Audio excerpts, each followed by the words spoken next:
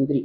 ప్రపంచములు దేవుని వాక్యమూలన నిర్మాణమైనవనియు అందును బట్టి అదృశ్యమైనవి కనబడు పదార్థముల చేత నిర్మించబడలేదని విశ్వాసం చేత గ్రహించుకొనుచున్నాం.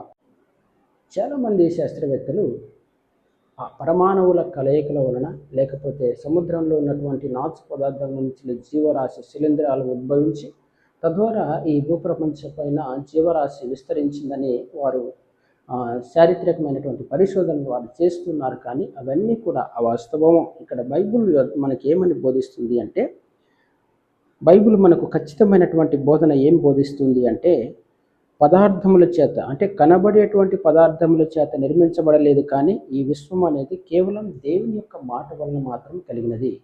సూర్యుడు తూర్పున ఉదయించడం ఎంత వాస్తవమో దేవుని యొక్క వాక్యము వలన ఈ సృష్టి నిర్మించబడింది అన్నది కూడా అంతే వాస్తవం.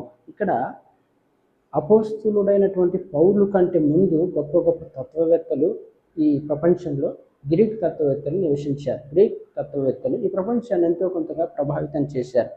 అరిస్టాటిల్ కానీ, ప్లాటో కానీ, సోక్రటీస్ కానీ, రూసో కానీ వీళ్ళందరూ కూడా ప్రపంచాన్ని ప్రభావితం చేశారు. అయితే అటువంటి సందర్భంలో ఈ ప్రపంచంలో అనేక మంది పదార్థముల చేత కనబడేటువంటి పదార్థముల చేత పరమాణువుల చేత జీవరాశుల ద్వారా ఈ సృష్టి జీవ శిలీంధ్రాల ద్వారా ఈ సృష్టి నిర్మించబడిందని చాలామంది విశ్వసిస్తున్నటువంటి సందర్భంలో అపోస్తులైనటువంటి పౌలు క్రైస్తవులకు ఆయన బోధిస్తూ ఉన్నాడు. మనము కేవలము దేవుని యొక్క వాక్యం మూలంగా ఈ సృష్టి నిర్మించబడిందని మనం విశ్వసించాలి అని దేవుని యొక్క లేఖనాన్ని బట్టి వారికి హెచ్చరిస్తూ ఉన్నాడు. విశ్వాసమును బట్టి హేబేలు కయీను కంటే శ్రేష్టమైన బలి దేవునికి అర్పించెను.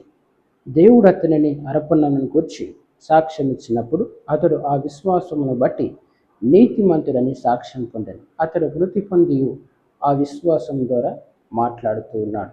హేబేలు గొప్ప విశ్వాసాన్ని ఉంచాడు.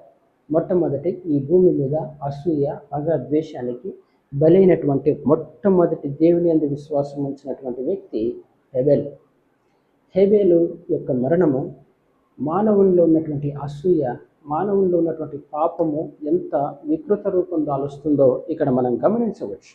మొట్టమొదటగా కయీను ఏ తుపాకీ, ఏ అణుబాంబు, ఏ మందు పాత్ర, ఏ ఆయుధం లేకుండా ఈ హేబేల్ని హతం చేసినట్లుగా మనం చూస్తాం. మానవుని యొక్క హృదయం అనేది పాడైపోతూ పతనమైపోతున్నటువంటి పరిస్థితిని మనం ఈ రోజుల్లో మనం చూస్తే, ప్రారంభంలో అక్కడ మొట్టమొదటగా అంకురార్పణ జరిగింది. అక్కడ హేబేలు మీద పగతో, ద్వేషముతో కయీను